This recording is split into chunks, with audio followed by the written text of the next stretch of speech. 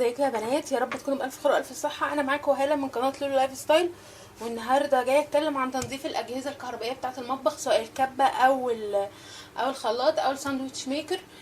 كلهم عندي بنضفهم، بجيب ازازه بحط فيها ميه وخل على بعض بنسب متساويه. ممكن يكون الخل ازيد شويه، وبحطها في بخاخه وببتدي ارش بالبخاخه دي على كل الجهاز كده، وبجيب بالفرشه اللي هي دي وبروح دعكاها كده.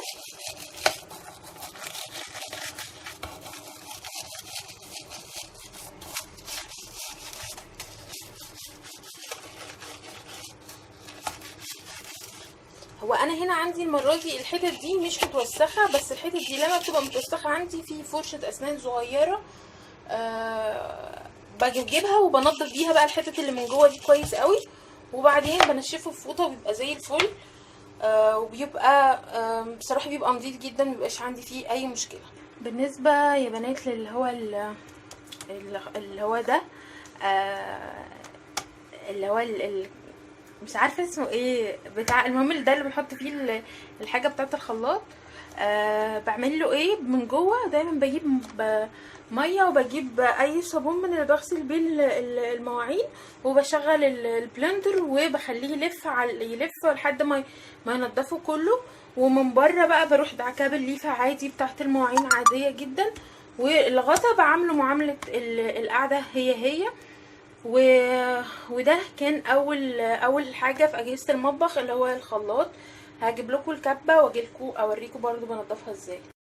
دي اللي هي الكبه بتاعتي، هي بتبقى ده الموتور كده، اوكي، وبتبقى دي كده اللي هي الحاجات بتاعتها الكبه ذات نفسها، برضو ميه، خل، اوكي. هو انا الحاجات دي مش هستخدم فيها فرشه السنان لان هي عندي نظيفه مش متوسخه. برضو بدعكها كويس قوي قوي بالبتاعه دي، وبعدين بروح منشفاها كويس قوي الاول بفوطه بميه، وبعدين بروح منشفاها بفوطه ناشفه عشان ابقى ضمنت ان هي نشفت. بصوا هتلاقوا هنا كده، مش عارفه انتوا شايفينها ولا لا، اهي بتبقى متوسخه.